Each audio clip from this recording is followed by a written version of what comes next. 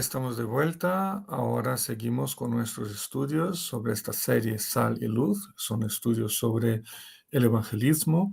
Y ahora creo que nos tocaría hablar un poquito sobre la iglesia y el evangelismo, ¿no? La iglesia y la evangelización. Y para tanto quería leer Hechos, capítulo 1, versículo 8. Un versículo muy conocido, ¿no? Por todos nosotros.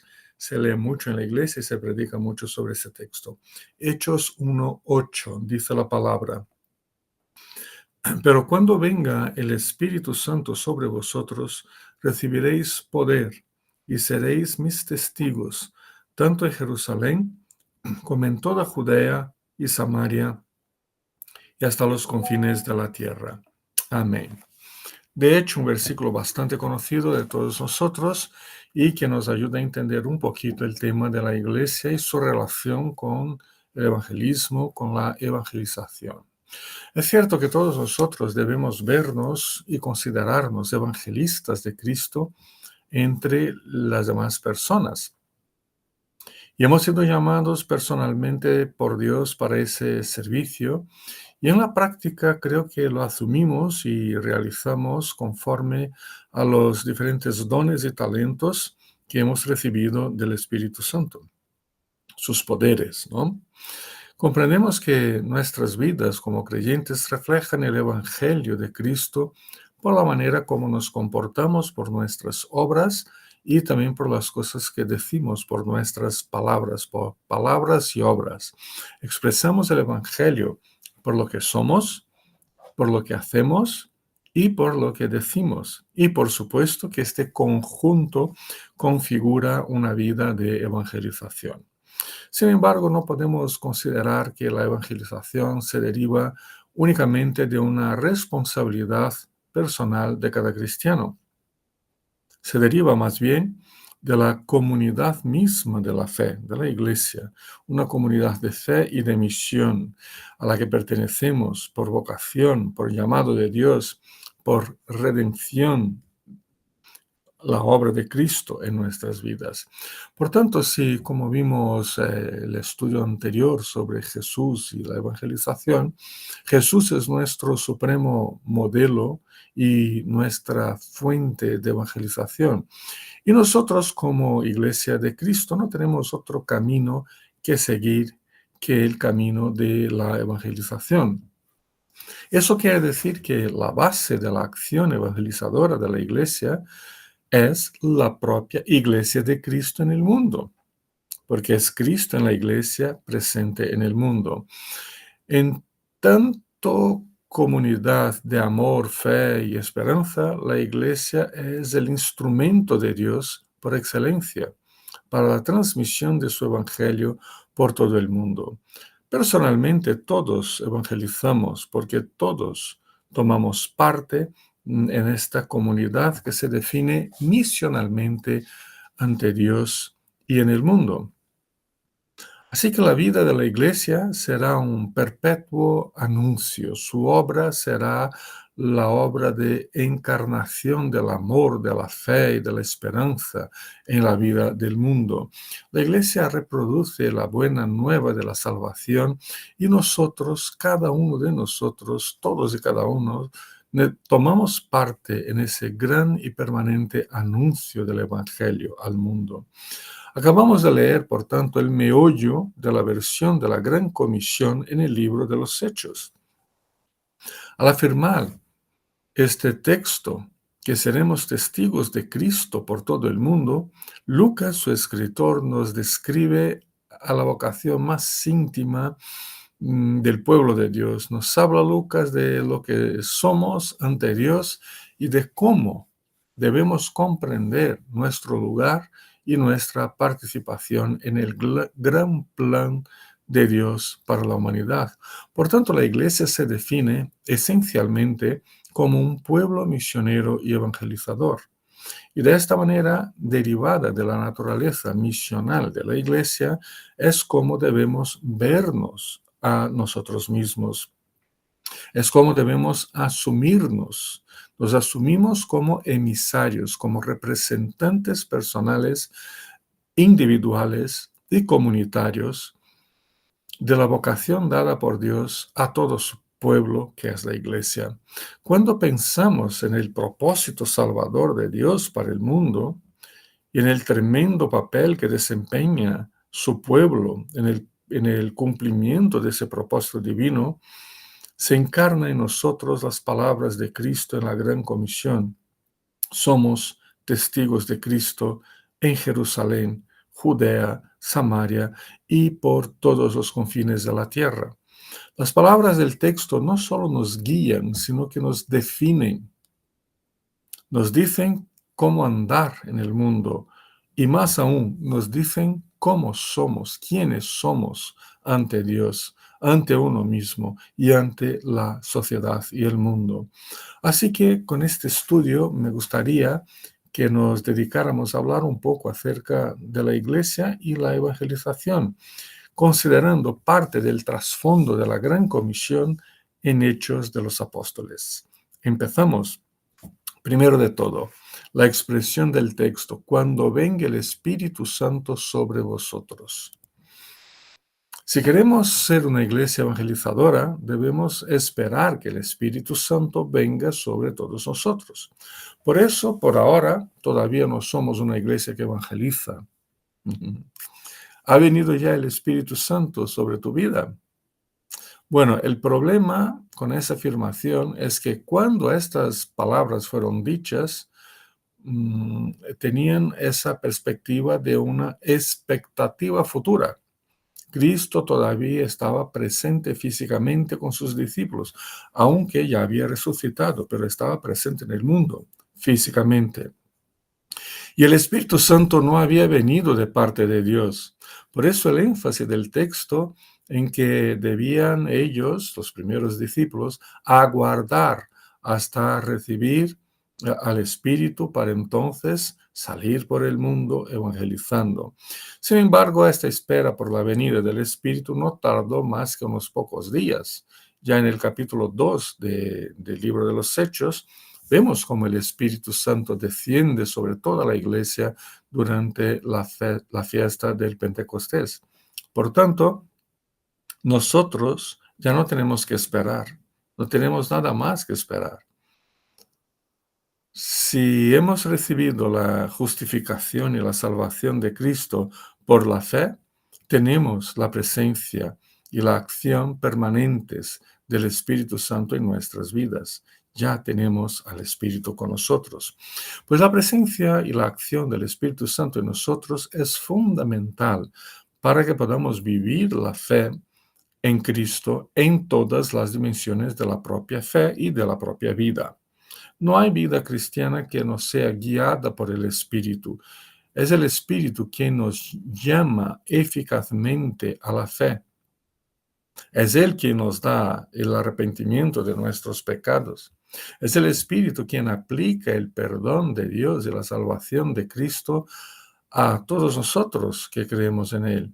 Es Él quien nos ilumina en la lectura, en la interpretación, en la meditación de la Biblia Sagrada. Es el Espíritu quien nos da la sabiduría necesaria para decidir cada momento de la vida. Si podemos ejercer la fe a diario, lo debemos a la presencia y al obrar del Espíritu Santo en cada una de las dimensiones de nuestras vidas. Como nos lo explicó el apóstol Pablo en su famoso sermón, el apóstol Pedro, ya me estoy equivocando de personajes bíblicos, ¿no? Como nos explicó el apóstol Pedro en su famoso sermón del día del descenso del Espíritu sobre toda la iglesia en Pentecostés, dijo él: arrepentíos y bautizaos cada uno de vosotros en el nombre de Jesucristo para perdón de vuestros pecados y recibiréis el don del Espíritu Santo. En efecto, sigue el apóstol Pedro, la promesa es para vosotros, para vuestros hijos y para todos los extranjeros, es decir, para todos aquellos a quien el Señor nuestro Dios quiera llamar. Hechos capítulo 2, versículo 38 y 39. Pues estas palabras de Pedro significan en primer lugar que la obra fundamental del Espíritu es conducirnos a nosotros y a todos los demás, conducirnos a Cristo en verdadero arrepentimiento y fe. Eso en primer lugar.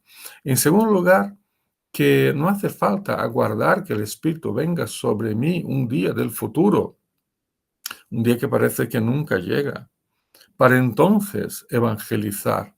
El Espíritu de Dios ya está con nosotros, entre nosotros, en nosotros. Ya no tenemos que esperar que Él venga o que nos lleve de una manera súper especial con demostraciones extrasensoriales a un nivel de vida espiritual y evangelizadora superior a los demás. No, no hace falta esperar eso, ¿no? El Espíritu Santo, que en el texto se identifica con el reino de Dios, que era el reino de Dios, era el tema de la conversación de Cristo, del Cristo resucitado con los discípulos en estos 40 días que estuvo aquí resucitado entre nosotros, ¿no? Versículo 3 de este primer capítulo. Así que en el texto el Espíritu se identifica con el reino de Dios, ya que nos ha sido enviado y dado por Dios, nuestro Padre, y por Jesucristo, su Hijo sagrado. Eso es justo lo que significan las palabras de Cristo en Juan capítulo 16, versículo 7, donde leemos, os conviene que me vaya, porque si no lo hago, el Consolador no vendrá a vosotros. En cambio, si me voy, os lo enviaré. Y Cristo ya se ha ido por su muerte, ¿no? Por su resurrección, ascensión, y ya nos ha enviado el Espíritu Santo definitivamente con la misión divina de convencernos a nosotros y a todo el mundo de nuestro pecado, de la justicia divina y de su juicio final. Al hablar de la iglesia y la evangelización, lo primero que debemos tener en claro y seguro es que el Espíritu Santo ya nos ha sido enviado por Cristo. Ya lo tenemos. No hay que esperar por ninguna experiencia nueva, renovada, renovadora, extrasensorial, súper especial, súper espiritual de su parte. No hace falta. Así que ya lo tenemos. Número 2, la expresión recibiréis poder. Esa es una expresión que para mucha gente es clave, ¿no? Y vamos siguiendo entonces con Hechos 1:8. Cuando venga el Espíritu Santo sobre vosotros, recibiréis poder. El poder es inherente al Espíritu Santo. Toda su obra en la iglesia y en el mundo se deriva y depende de su propio poder como Dios que es.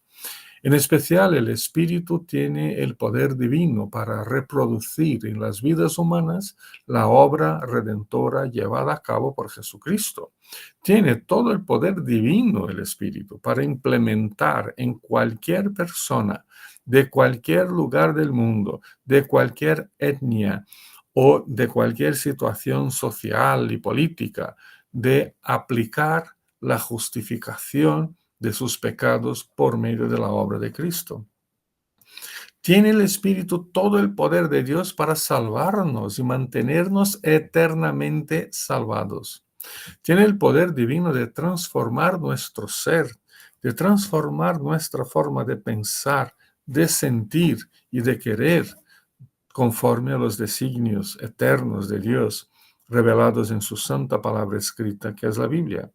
Por tanto, podemos hablar del Espíritu Santo como el poder personal mismo de Dios, liberado misericordiosamente en este mundo, tornando posible la salvación humana y estableciendo el reinado eterno de Dios en el mundo. Por tanto, si los primeros discípulos de Cristo recibieron la promesa de que con la venida del Espíritu recibirían y tendrían su poder, es porque la dádiva del poder del Espíritu es una realidad permanente y plenamente posible a todos y a cada uno de los creyentes en Cristo Jesús. Sin embargo, lo que muchas veces nos pasa por la cabeza y por el corazón como creyentes es que si Sí, la verdad es sí, creemos que tenemos el Espíritu Santo con nosotros, pero no su pleno poder especial, no, eso no. Tenemos el Espíritu, pero su poder especial y su poder superpoderoso, pues parece que no.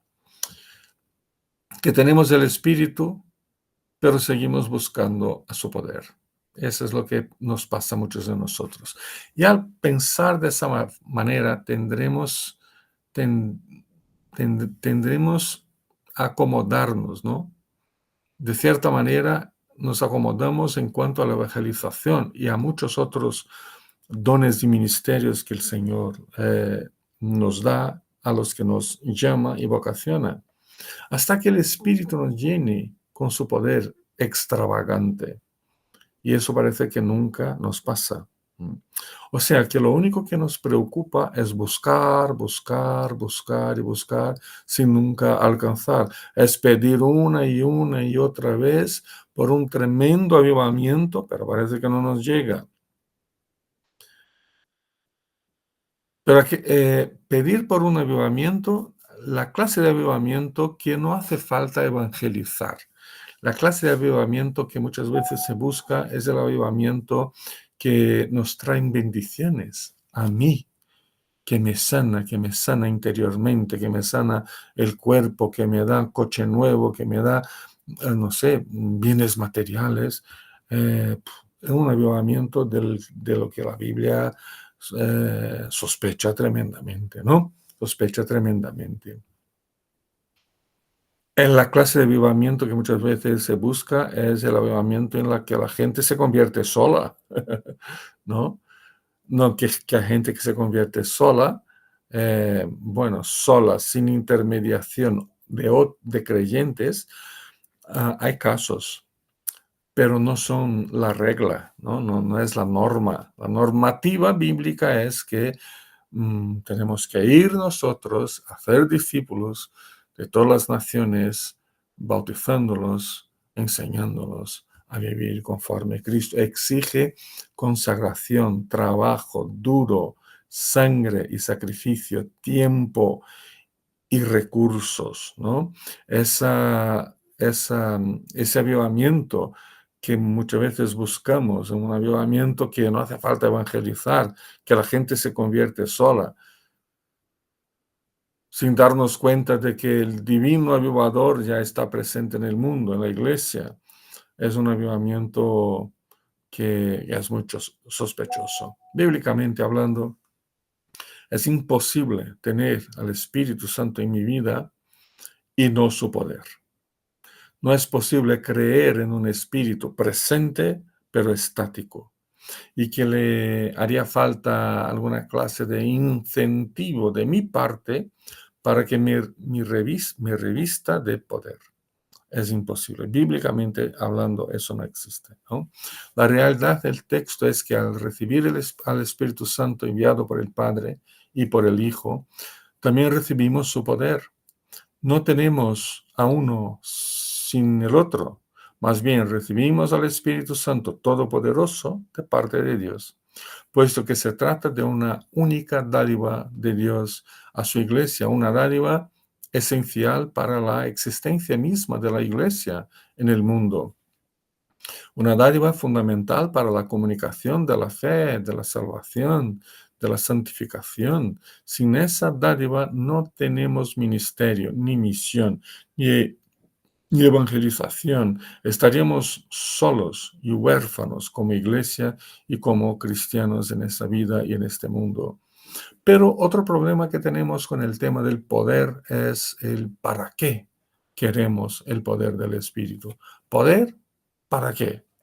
Para sanar enfermos, para leer la mente de los hermanos y saber sus pecados, para guiar y controlar la vida de los hermanos que pasan a depender espiritualmente de nosotros.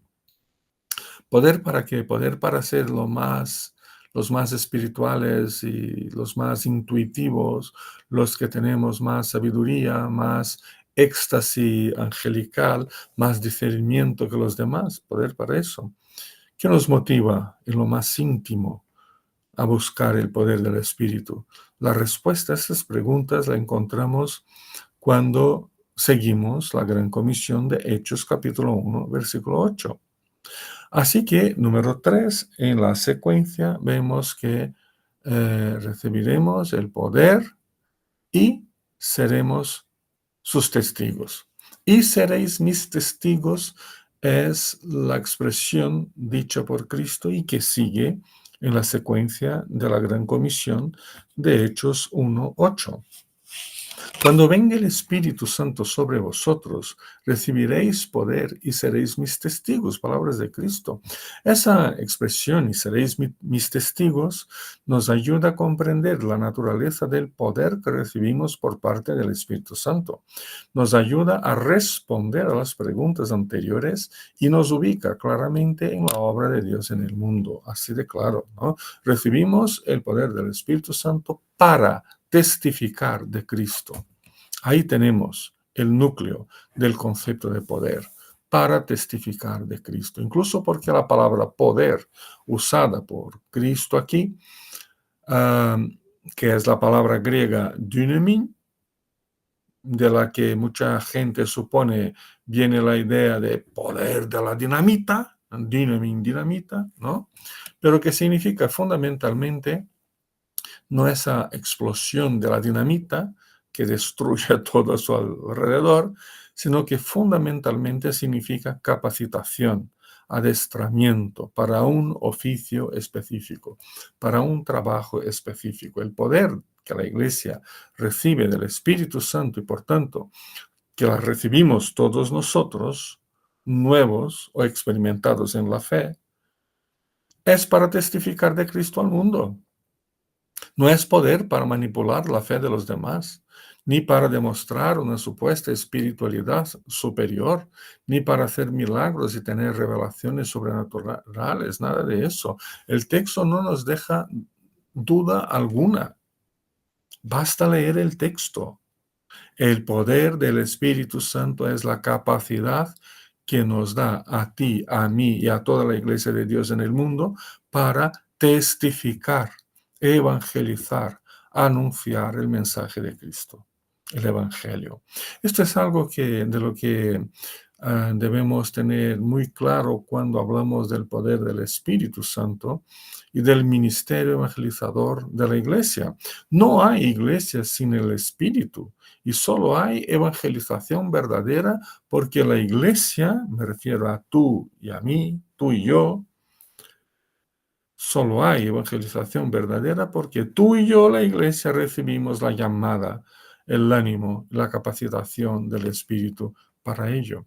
Es muy importante en cuanto a este aspecto, que el poder del Espíritu y la capacidad del Espíritu para que la Iglesia testifique de Cristo al mundo, pues que eso se deriva de la absoluta y soberana autoridad de Dios para conocer y determinar la hora y el momento para la segunda venida de Cristo y el establecimiento eterno del reino de Dios. La autoridad soberana respecto al fin de los tiempos está en manos exclusivas de Dios. Exclusivamente Dios tiene eso bajo su autoridad, jurisdicción y potestad, ¿no? Mientras que tú y yo, o sea, la iglesia, a nosotros nos toca la capacitación especial para la evangelización del mundo mientras no se da el día de la segunda venida de Cristo, que yo no sé cuándo será y que da igual si la gente alinea planetas y tiene revelaciones y no sé qué cuentas hace con los números de las letras del Antiguo Testamento y de las profecías y dice que Cristo va a volver tal día, tal mes, tal hora. Pues no tenemos que hacer tener esas expectativas, ¿no? De marcar día y fecha, sino que sigamos evangelizando, ¿no? Eso es lo que nos toca. No hay otra tarea más importante que la tarea de llevar a otras personas el Evangelio de Cristo. Este es el poder que tenemos de parte del Espíritu, predicar. En otras palabras, la misión evangelizadora de la iglesia, la tuya y la mía, la nuestra, se deriva de la acción del Espíritu en nuestra propia vida. en los creyentes y en los no creyentes también, porque es Él el que convence al mundo de, ¿no?, pecado, justicia y juicio. Así que Él actúa también en los no creyentes. Se trata de esparcir la promesa divina del poder salvador del Evangelio de Jesucristo que justifica al ser humano de su pecado ante Dios. Con la presencia bendita del Espíritu Santo con la Iglesia y con todos y cada uno de los creyentes en todo el tiempo y en todos los lugares, la Iglesia recibe el poder del alto para cumplir fielmente con la llamada de Cristo para ser la testigo por excelencia de la obra poderosa de salvación. Testificamos que Dios salva a los pecadores únicamente por medio de la obra de Jesucristo. Por tanto, iglesia es sinónimo de testimonio. Iglesia es sinónimo de evangelización. Iglesia es sinónimo de misión.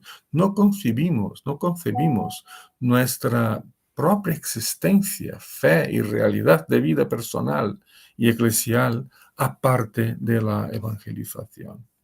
Número 4 y última expresión que me gustaría poner énfasis: tanto en Jerusalén como en toda Judea y Samaria y hasta los confines de la tierra. El versículo entero dice: cuando venga el Espíritu Santo sobre vosotros, recibiréis poder y seréis mis testigos, tanto en Jerusalén como en toda Judea y Samaria y hasta los confines de la tierra. En la parte final de la Gran Comisión vemos aquí la extensión de la obra misionera y evangelizadora de la Iglesia bajo el poder y la capacitación del Espíritu Santo. En primer lugar, esta extensión es claramente geográfica, ¿no? Eso es lo que vemos por las localidades mencionadas. Incluso tenemos aquí la estructura del libro de los Hechos. Primero nos habla del Evangelio en Jerusalén, capítulos 1 a 7, luego en Judea y Samaria, capítulos 8 y 9, y el mundo gentílico conocido de la época, llegando hasta el centro del imperio, que era Roma, capítulos 10 a 28, ¿no? Entonces tenemos aquí una dimensión geográfica que está ahí presente y no podemos decir que no está, ¿no? El testimonio de la Iglesia acerca del Evangelio redentor de Cristo, por tanto, debe llegar a la vez a personas de todos los lugares del mundo, a la vez. Mientras evangelizamos aquí, también evangelizamos más para allá, al otro lado del charco y al otro lado del planeta, ¿no? O sea, es concomitante la evangelización, ¿no? Bueno, en segundo lugar, nos damos cuenta de que esta ruta presentada por el versículo no es únicamente geográfica, sino que también es religiosa y sociológica. A ver, Jerusalén era la capital de los judíos, sede de su religión, y junto con la Judea campesina era donde predominaba el judaísmo más ortodoxo. Samaria era compuesta por un pueblo mestizo, medio judíos, medio árabes, ¿no?, que mantenía una versión mixta del judaísmo y otras herencias religiosas que habían, ¿no?, traído de su antiguo pasado. Y eran rechazados por los judíos, marginalizados por completo, absolutamente marginalizados y rechazados por sus primos judíos. Los confines de la tierra, pues, representaba para la mentalidad judía de entonces la total oscuridad religiosa y el más completo paganismo, el paganismo más tenebroso que se podría esperar de un ser humano. Así, el propósito de la obra era claramente ejercer la misión y la evangelización por parte de la Iglesia a todo el mundo, a todos los seres humanos, empezando por la ciudad de Jerusalén, por el contexto cultural y filosófico de la urbana Jerusalén, extendiendo su testimonio acerca del Evangelio de Cristo por todo el mundo, a todas las personas de cualquier raza, en cualquier situación en que se encuentre. Una misión que siempre se deriva y sigue la propia misión de Cristo Redentor presentado por el autor del Evangelio, ¿no? Eso nos conduce al concepto de que la práctica de la evangelización define la hoja de ruta y las prioridades de la Iglesia, al igual que su espiritualidad, sus oraciones por los que están alejados de Cristo, su predicación marcada por el consagrado y por el fiel involucramiento de todos los que creemos en Él. Para concluir, la Iglesia y la evangelización es un tema que nos permite reflexionar un poco acerca de uno mismo, de nuestros compromisos personales con Cristo y nuestra consagración a su obra. Y quería sugerir algunas implicaciones, algunas reflexiones que se derivan de este trabajo que hemos hecho ahora, ¿no? Primero, número uno, no hace falta esperar que nos venga el Espíritu Santo o algún otro poder sobrenatural del Espíritu que nos torne en mejores cristianos o en cristianos más bendecidos, más felices, a quienes Dios les atiende a todos sus caprichos, ¿no? Si creemos genuinamente en Cristo, ya tenemos al Espíritu Santo morando totalmente en nuestras vidas, desde el día de nuestra conversión. Él no va a habitar más o menos, sino que está con y en nosotros plenamente. Nos toca, por tanto, servir a Cristo conforme a nuestros dones y evangelizar. Número dos, todo el poder que necesitamos para servir a Cristo y anunciar su evangelio, ya lo tenemos. Hemos sido capacitados por el Espíritu de Cristo con todo lo que es necesario para testificar. Nos ha dado la salvación, nos ha dado la fe, nos ha perdonado al viejo estatus de alejamiento de Dios, nos da cada día la santificación por medio de su gracia, de su palabra, de los sacramentos, de la comunión. Nos toca, por tanto, servir a Cristo bajo ese poder del Espíritu. Que tenemos que perfeccionar las cualidades, los talentos y los dones que Dios nos ha dado por medio del Espíritu, sí que también es verdad. Pero perfeccionar, no decir, es que no tengo nada que ofrecer para la obra de Cristo. No. Cada uno tiene a sí mismo que ofrecer, ¿no? Número 3, ese poder del Espíritu nos capacita y motiva al testimonio del Evangelio. Testificar a Cristo es el seguimiento natural de la fe que tenemos. Testificamos a todos los seres humanos, aquí y por donde el Señor nos lleve, en todas las situaciones y dimensiones de la vida humana. La Iglesia evangeliza a sus vecinos y envía a obreros que evangelicen a otros en otros lugares más distantes del mundo, a la vez. Así que todo el mundo y todos los seres humanos componen nuestro campo misionero. Bueno, concluimos por aquí con la expectativa y la oración de que el Señor nos bendiga en ese camino evangelizador como su pueblo en el mundo, como su iglesia en el mundo. Hasta la próxima.